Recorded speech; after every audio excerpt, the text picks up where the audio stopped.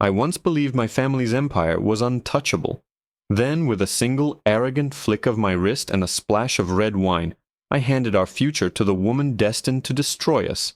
The air in the grand ballroom was thick with the scent of expensive perfume and quiet desperation. It was the annual Sterling Foundation Gala, which was just a fancy way of saying my father was shaking down the city's elite for charity while simultaneously showing them who was king. And tonight, he was about to be coronated. I, Ethan Sterling, was the crown prince. I swirled the deep red Bordeaux in my crystal glass, watching the light fracture through it. Across the room, my father was talking to some tech mogul, his smile tight and practiced. He'd been like a tightly wound coil all week, and tonight, the tension was radiating off him in waves. For him, this wasn't just another gala. This was the eve of victory. Tomorrow, the final papers were set to be signed on the Vanguard Initiative, a $650 million deal that would merge Sterling Industries with the titan of global logistics, Ethelred Corp. It wasn't just a deal, it was a legacy. It was the move that would cement the Sterling name in the history books, not just the society pages. It was my father's life's work, and my inheritance. I took a slow sip of the wine. It tasted like triumph. I was bored. The endless parade of wrinkled smiles and feigned interest was grating on me. I'd done my duty, shaken the right hands, laughed at the mayor's terrible joke. Now I just wanted to find my friends, maybe make a little trouble. I caught sight of Marcus Vanderbilt III holding court by the silent auction tables. Perfect. A little friendly rivalry to spice up the evening. I straightened my bespoke tuxedo jacket, feeling the smooth silk lining against my skin. With a final dismissive glance at my father's anxious schmoozing, I started across the marble floor, my glass of Chateau Margaux in hand. The crowd was a dense sea of silk and jewels, and I moved through it with the easy confidence of someone who had never been told no. I was weaving between a senator's wife and a banking executive when it happened. Someone stepped back, directly into my path. There was no time to react. I collided with a soft, unyielding form, and my hand jerked. The entire glass of blood-red wine arched through the air in a perfect, horrifying parabola, landing directly on the front of a woman's cream-colored silk dress. A shocking splash of crimson bloomed across the fabric, right over her chest like a fresh wound. A collective gasp rippled through the immediate vicinity. Conversations died. All eyes were on us. I looked down at the woman. She wasn't one of the usual peacocks. Her dress was elegant but simple, her jewelry understated. She had sharp, intelligent eyes and a calm that was frankly unsettling. There was no screeching, no dramatic flailing. She just stood there looking at the stain, then up at me. My first instinct wasn't apology. It was annoyance. This was an interruption, an inconvenience. "Watch where you're going," I said, my tone sharper than I intended. The shock on the faces around us deepened. The woman's expression didn't change. She just held my gaze. "I believe you were the one in motion," she replied, her voice low and even, cutting through the sudden silence. It was clear, precise, and held an unnerving amount of authority. I scoffed. A pathetic attempt to regain control of the situation. This was my party. My territory. Right. Well, that's an expensive mistake. I pulled out my wallet, a flash of black alligator leather.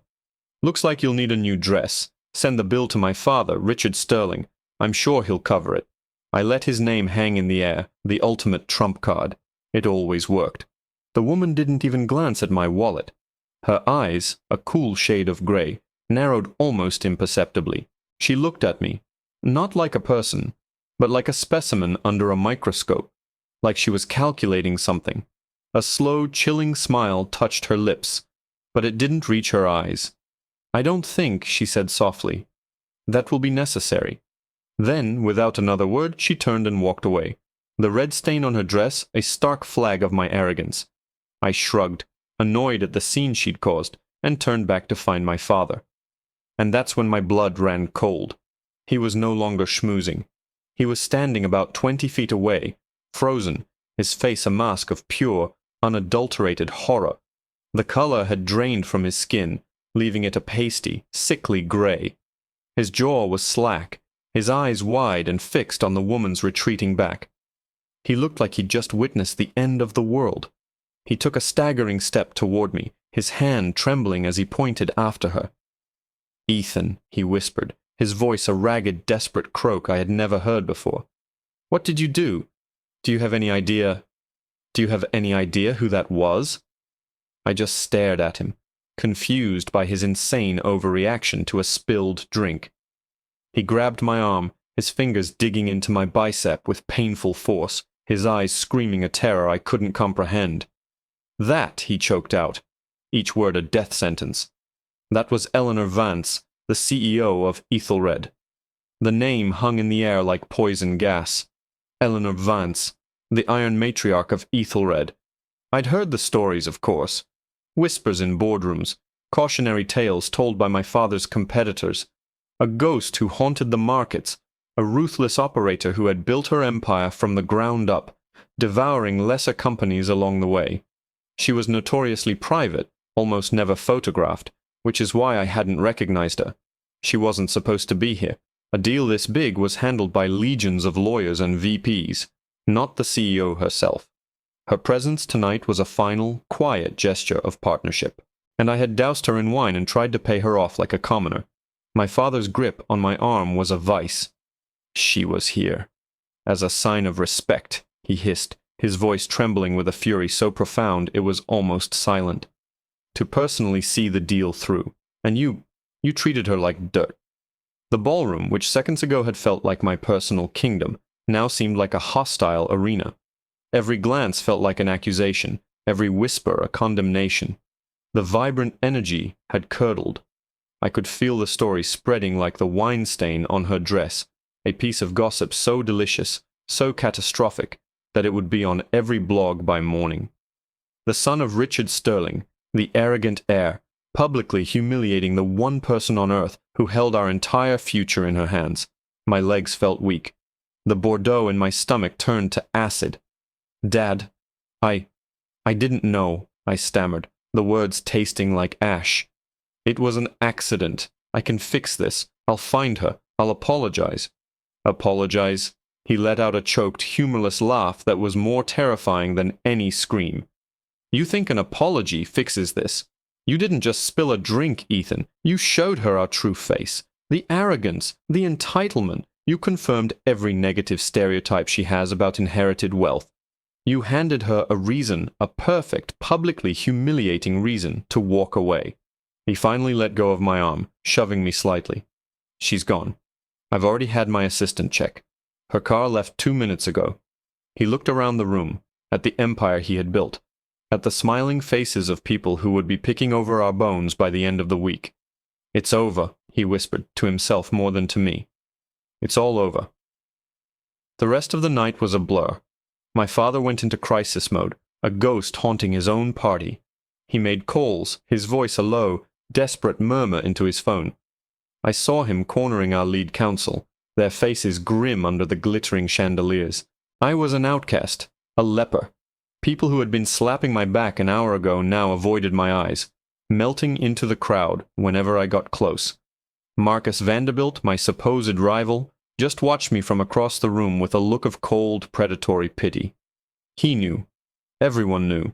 The king was dead, and the prince was a court jester who had just slit his own throat.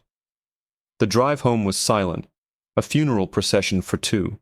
The city lights smeared against the rain-streaked windows of the Bentley, looking like weeping neon sores. My father stared straight ahead, his jaw clenched so tight I thought his teeth would crack. The phone in his hand was a dead weight. No calls returned, no texts answered, just a vast, terrifying silence from Ethelred Corp. When we arrived at the mansion, the place felt different. The cavernous marble foyer, usually a symbol of our power and success, felt cold and mocking, like a mausoleum. The silence was absolute. My father walked to the bar, his movements stiff and robotic, and poured himself a scotch. Not his usual celebratory single malt, but a heavy, peaty liquor he drank only when things were dire. He downed it in one go, the glass clinking hard as he set it down. He looked at me then, and for the first time the fury was gone, replaced by something far worse. a hollow, bottomless emptiness. He looked like a man who had lost everything. At that exact moment, a soft chime emanated from his phone on the bar. An email notification. We both froze. It was from an address I didn't recognize, but the domain name was unmistakable.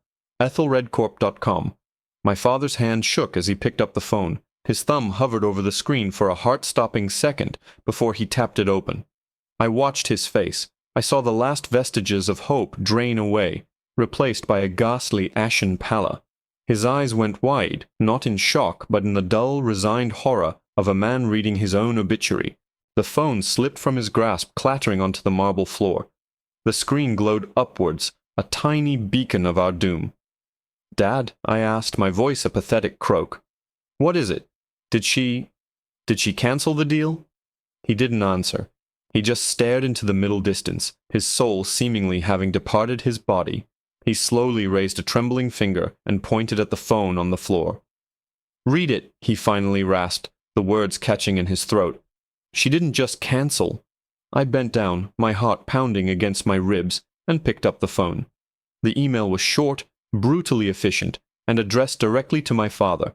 It read, "Mr. Sterling, the Vanguard Initiative is terminated, effective immediately. Consider this our only communication on the matter. Furthermore, as of market open tomorrow, Ethelred will begin a strategic acquisition of Sterling Industries' largest debt holder. We find your company's assets to be significantly undervalued. Your son was right. This is an expensive mistake." An expensive mistake. The words echoed in the cavernous silence of the foyer. A mocking epitaph for a dynasty I had single-handedly destroyed. It wasn't just that the deal was off. Eleanor Vance wasn't just walking away. She was coming for us. A hostile takeover. She was going to pick apart the Sterling Empire, piece by piece, starting with our debt.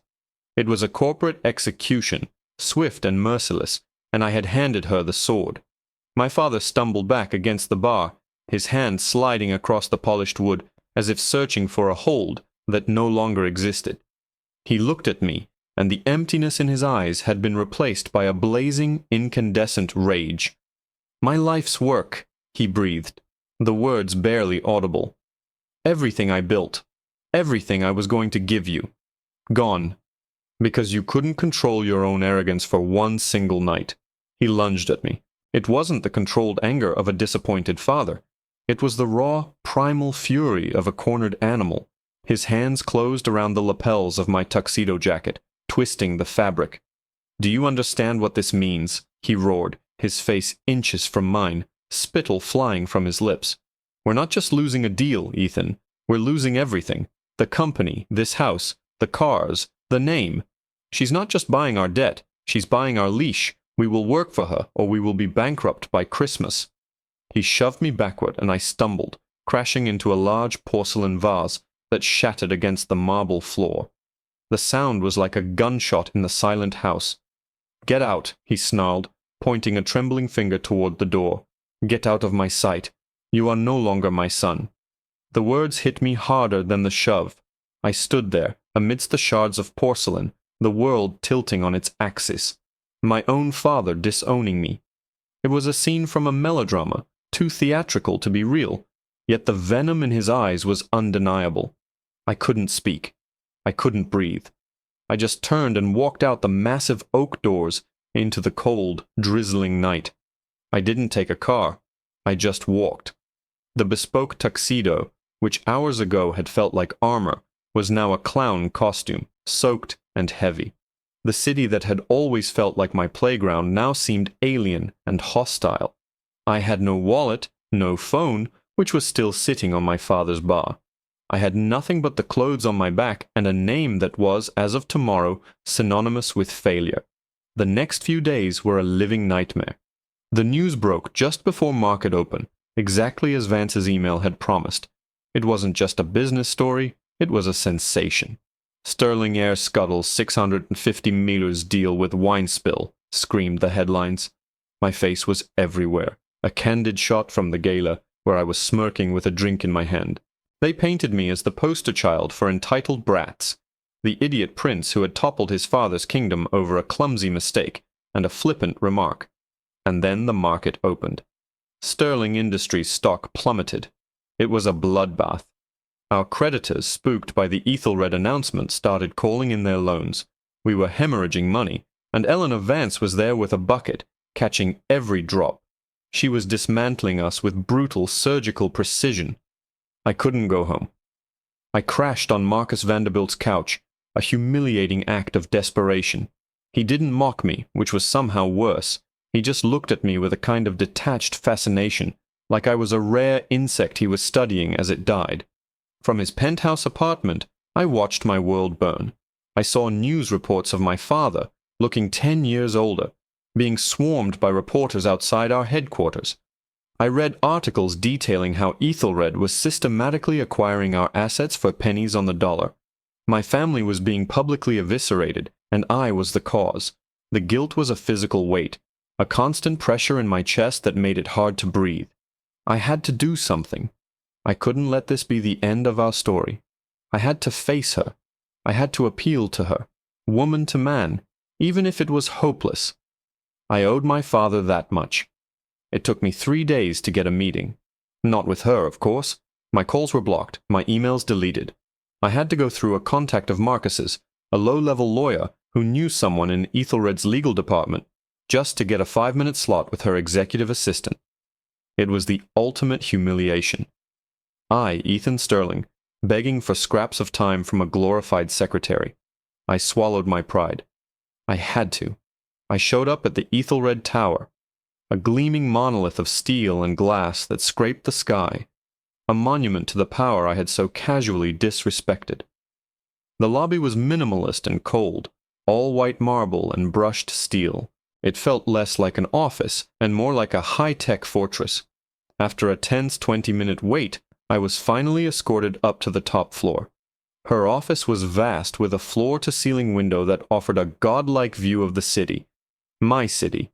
And there she was, standing with her back to me, looking out at her new domain. She was wearing a simple, impeccably tailored black dress. She didn't turn around when I entered. "Mr. Sterling," she said, her voice the same calm, controlled tone from the gala. It sent a shiver down my spine. "You have 3 minutes. I suggest you use them wisely." I took a deep breath. "Miss Vance," I began, my voice unsteady, "I am here to apologize. What I did, what I said, it was inexcusable. It was arrogant and stupid, and I take full responsibility. But please, I'm begging you, don't punish my father for my mistake. Don't destroy his life's work. He's a good man. This will kill him." She was silent for a long moment, still looking out the window. The silence stretched, each second an eternity. Finally she turned around. Her face was unreadable, her gray eyes cool and calculating. She walked slowly toward her desk, a massive slab of polished obsidian, and picked up a framed photograph that had been lying face down. She held it for a moment before turning it toward me. "A good man, you say?" she asked, her voice laced with an icy contempt. "Tell me, Mr. Sterling, do you recognize the man in this picture?" I squinted at the old, slightly faded photograph. It was a picture of a younger man, laughing, with his arm around a young woman. He was handsome, but there was a cruel swagger to his smile that seemed vaguely familiar. And then my blood froze. It was my father, Richard Sterling, 30 years younger.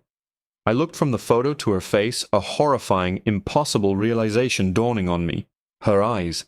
I now saw the ghost of that young woman's smile in her own icy gaze. "That picture was taken," she said, her voice dropping to a deadly whisper, "the week before your father left my mother, pregnant and penniless, to marry your mother for her family's money. This was never about a spilled drink. I've been planning to ruin him for 25 years. The photograph felt like a physical blow. My father, young and careless, beaming next to a woman who was not my mother. And in Eleanor Vance's eyes, I saw not the cold fury of a wronged CEO, but the deep, ancient wound of an abandoned child. The spilled wine, my arrogance, it wasn't the cause. It was just the excuse. The perfect, publicly humiliating justification for a revenge she had been meticulously planning for my entire lifetime. Your mother?"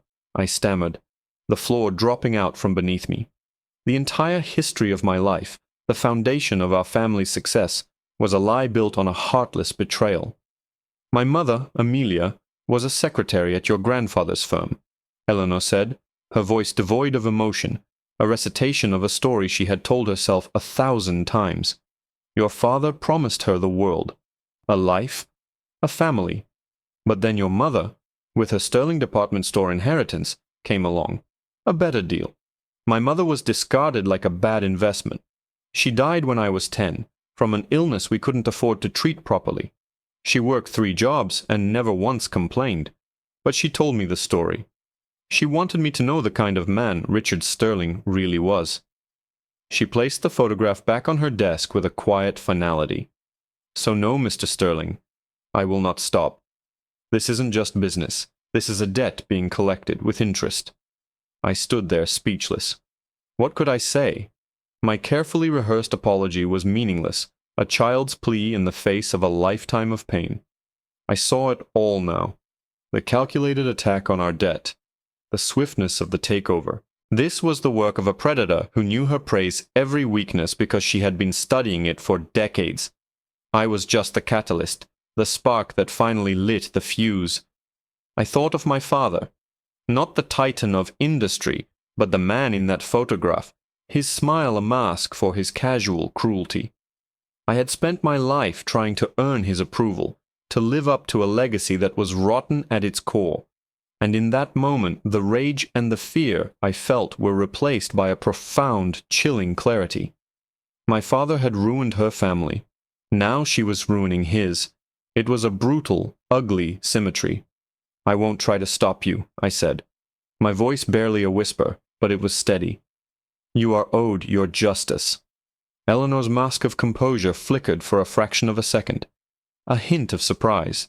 She had expected me to beg, to fight, to be the arrogant boy from the gala. She had not expected surrender. But my father isn't the only one who will pay for this, I continued, finding a strength I never knew I possessed. The company employs thousands of people, families who rely on those paychecks. They had nothing to do with this. Their lives will be ruined too. I took a step closer to her desk. You want to destroy Richard Sterling. Fine.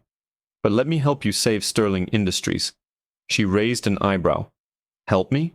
Why would I possibly need your help? Because you see this company as a weapon to hurt my father, I said, my voice gaining conviction. I see it as the only thing I have left to save. I grew up in that company. I know every division, every manager, every weakness he tried to hide. You want to restructure? To cut out the rot? I know where all the bodies are buried. Let me work for you. No salary, no title. Just an opportunity to mitigate the damage to the people who don't deserve this. Let me help you turn my father's tainted legacy into something better. Let me atone for the sins of my family. And for my own. The silence in the office was absolute. Eleanor Vance stared at me, her gray eyes searching my face, dissecting my offer. She was a woman who trusted no one, who had built her empire on the assumption that everyone was an enemy. But I was offering her the one thing she couldn't get on her own, an insider's key to the kingdom she was conquering. It was a total capitulation, an act of treason against my own father. More than that, it was a genuine plea for redemption. A long, tense minute passed. Market open Monday morning, she said finally, her voice crisp and decisive. Be in the Sterling boardroom at 7 a.m. Don't be late. That was it. I was dismissed. I walked out of that building a different man. The weight of the Sterling name was gone, replaced by a strange and terrifying sense of freedom. When I arrived at the boardroom on Monday, my father was already there, looking like a ghost in his own throne room. The board members, his supposed allies, refused to meet his eyes.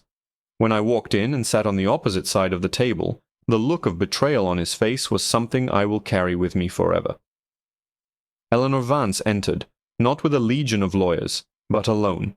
She took the seat at the head of the table, the seat my father had occupied for 30 years. The takeover was brutal and efficient. Heads rolled. Divisions were sold off. But with every decision, she listened to my counsel. We saved the pension funds. We restructured to protect the majority of the jobs. We cut out the fat, the cronies my father had kept on the payroll for years. I worked 18-hour days.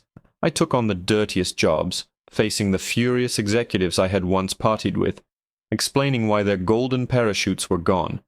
I earned their hatred, but slowly I earned a grudging respect from the people who remained. I was no longer the crown prince. I was just Ethan, the guy who stayed to clean up the mess.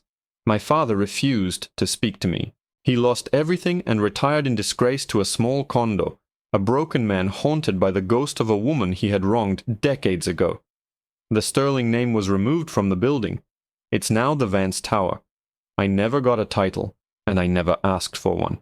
I'm now a senior analyst in the logistics division. I report directly to Eleanor. Our relationship is not friendly, but it is functional. It's built on a shared, unspoken understanding. She got her revenge. And I, in a way, found my redemption. I lost an empire built on a lie, but I found a purpose in its ashes. My mistake was expensive, yes. It cost me my family, my name, my fortune. But in the end, it was the price I had to pay to become a man my father never was.